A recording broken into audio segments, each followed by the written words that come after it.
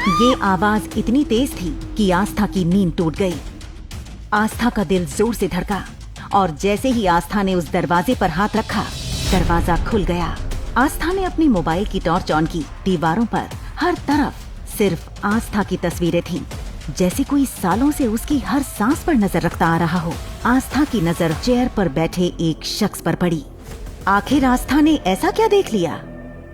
कौन सा राज था जो सालों से इस अंधेरे कमरे में छुपा था?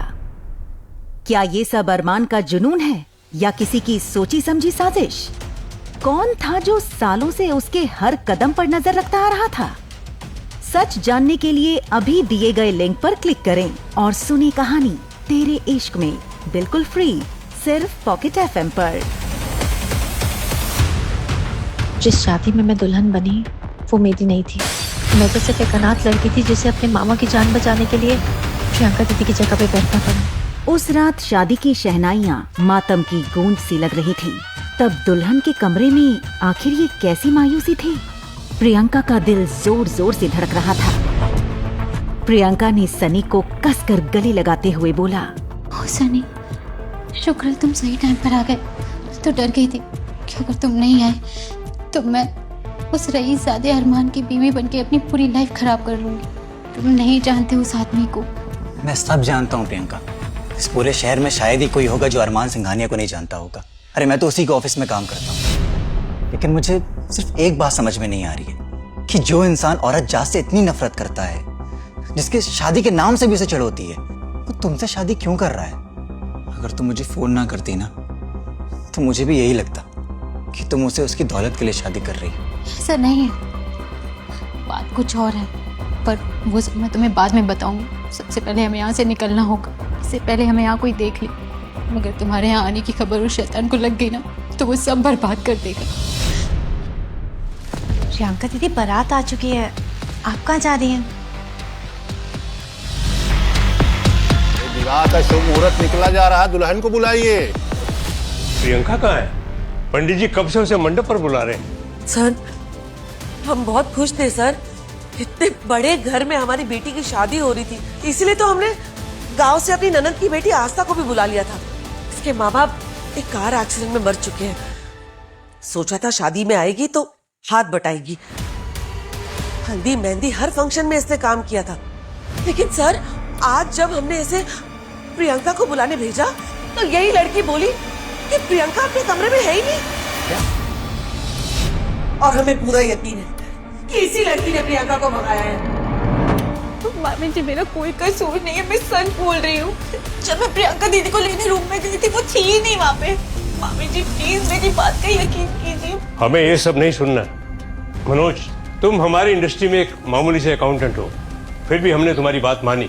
सिंघानिया अंपायर की सबसे बड़ी डील तुम्हारे साथ की। अपने पोते अरमान की शादी तुम्हारी बेटी के साथ तय की। इज्जत, शोहरत, सम्मान सब मिला तुम्हें। आज जब बारात दहलीज पर आ गई है तो तुम ये कह रहे हो कि तुम्हारी बेटी गायब है। सर, आप मुझे गलत ना समझे। प्रियंका भाग गई है, लेकिन सच में मुझे उसके बारे में कुछ नहीं पता। मैं वादे का पक्का हूं।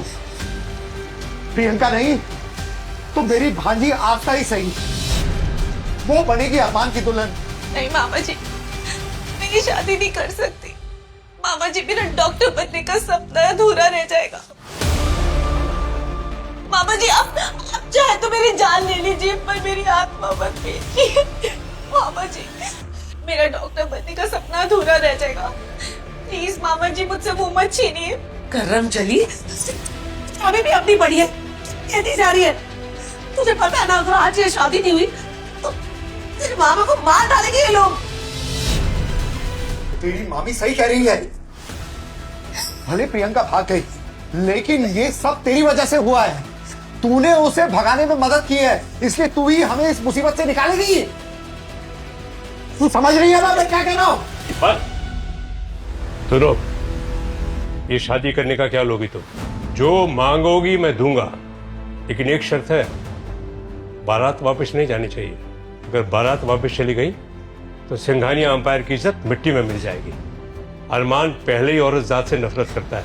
अगर उससे पता चलेगा कि दुल्हन मंडप से भाग गई है सब कुछ तहस नहस कर देगा। आस्था समझ चुकी थी इस शादी को रोकना अब लगभग नामुमकिन है। बेटा, चाहे जो भी हो, एक बात याद रखना, ये राज अरमान को पता नहीं चलना चाहिए तुम कौन हो। सबके सामने आस्था एक परफेक्ट दुल्हन बनी रही, लेकिन अंदर से डर, कंफ्यूजन और गिल्ट से टूटी हुई लड़की थी। कुछ ही मिनट में शादी के मंडप में बैठ गई, लेकिन वहाँ जो नजारा उसे मिला उसके होश उड़ गए। चारों ओर शहनाइयां गूंज रही थीं और बीच मंडप में अरमान सिंघानिया अपने लैपटॉप में डूबा हुआ था।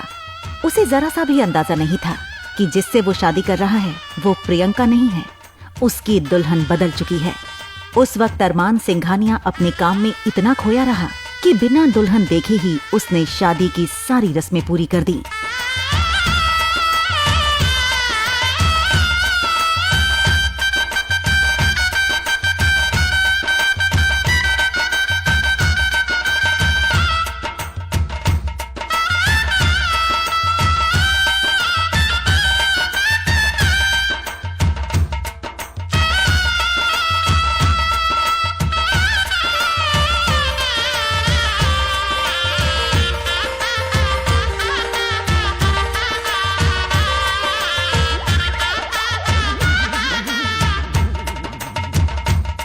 फिर आखिरकार विदाई का वक्त आया।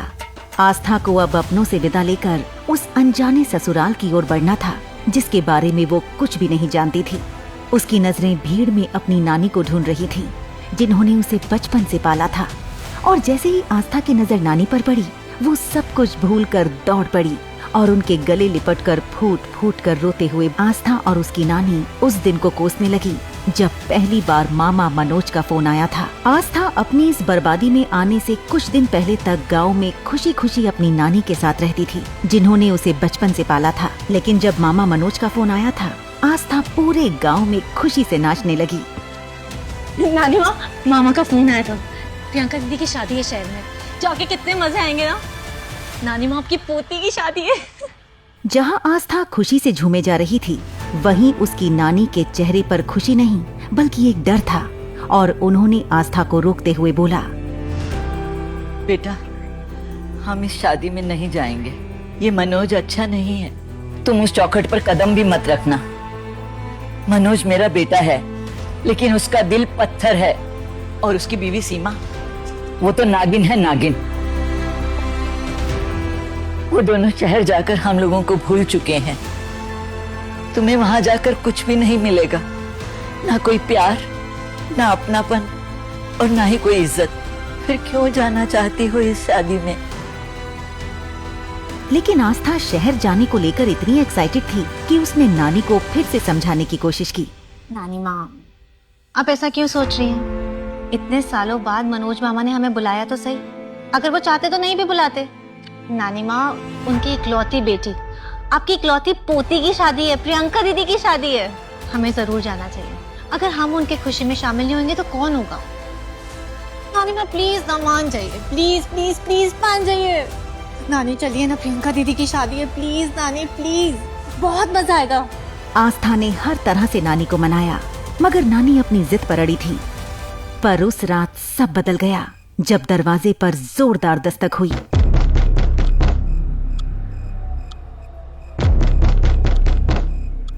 उस वक्त आस्था घर में नहीं थी। नानी ने कांपते हाथों से दरवाजे की कुंडी खोली, लेकिन बाहर कोई नहीं था।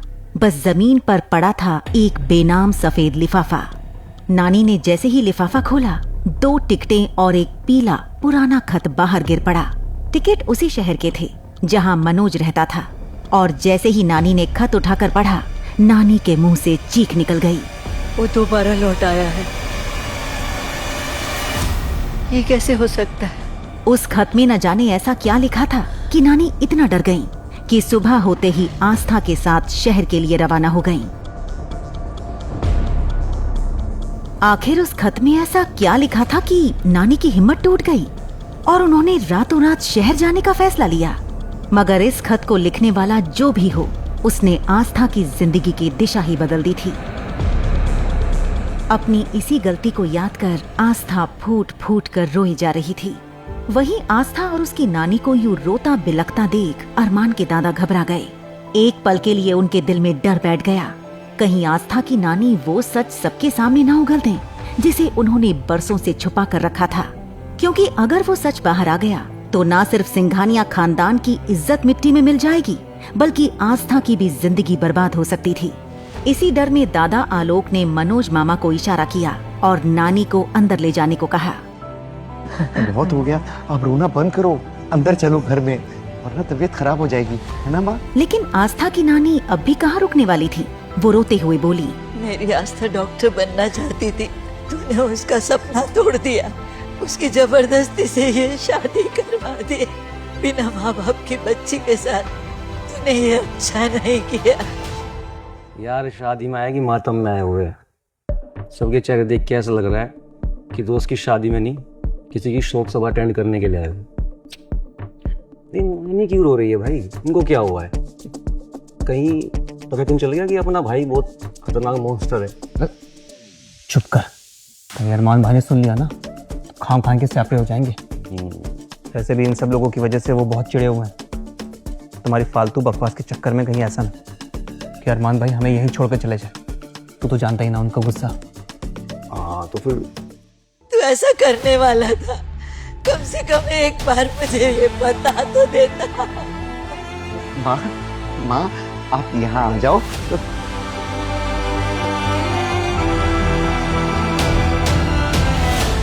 लेकिन आस्था के कदम जम से गए थे। अरमान के साथ एक भी कदम बढ़ाने की हिम्मत नहीं हुई।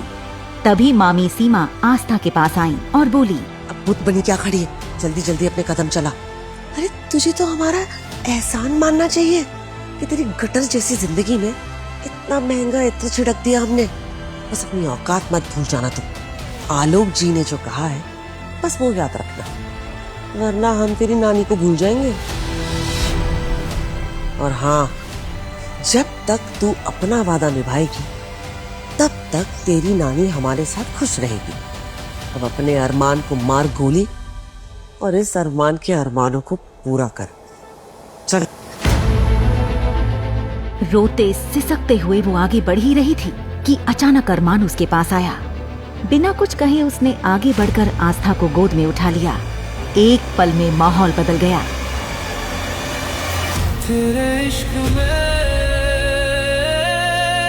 तेरे इश्क में। जहां आस्था अरमान के इस बर्ताव को देख असमंजस में थी, वहीं कार के पास खड़े दोनों दोस्त आहान और ध्रुव एक दूसरे का चेहरा देखने लगे। तभी ध्रुव ने हैरानी से कहा, तो पिंच कर जरा। क्यों? सपना से देख रहा हूँ, अरमान ब्रो रोमांस, ये तो इतिहास बन गया भाई। भाई इतना खुश मत हो, अरमान सिंघानिया है वो, जब जी चाहे जो चाहे वो कर सकते हैं, समझा? चलो गाइस। इतना कहते ही दोनों दोस्त अपनी अपनी गाड़ियों की ओर बढ़ गए। अरमान ने आस्था को अपनी कार में बिठाया और दरवाजा बंद किया। और फिर कुछ पल की खामोशी, लेकिन वहाँ मौजूद हर नजर अब भी हैरानी से अरमान पर टिकी हुई थी।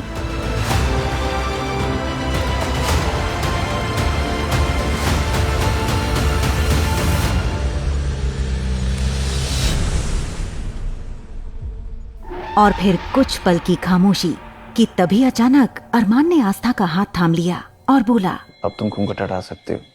मैं जानता हूँ तुम प्रियंका नहीं, उसकी बहन आस्था हो। ये सुनते ही आस्था का चेहरा सफेद पड़ गया, उसकी सांस अटक गई। तभी अरमान ने आस्था के करीब जाकर धीरे से कानों में फुसफुसाते हुए कहा, वैसे सच कहूँ तो मुझे प्रियंका से शादी करनी नहीं थी, क्योंकि मेरी सुई तुम पे अटक गई थी।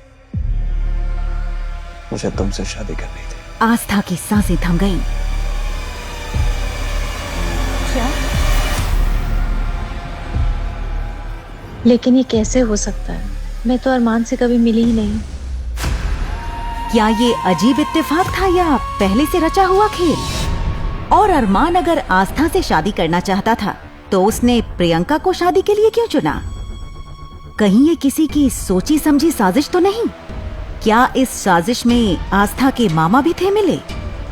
जानने के लिए इन सभी सवालों के जवाब अभी डाउनलोड करें दिए हुए लिंक पर और सुनिए रहस्य, रोमांस और अनगिनत राज से घिरी ये कहानी तेरे इश्क में। तो तुरंत डाउनलोड कीजिए इस लिंक पर और सुनिए पॉकेट FM।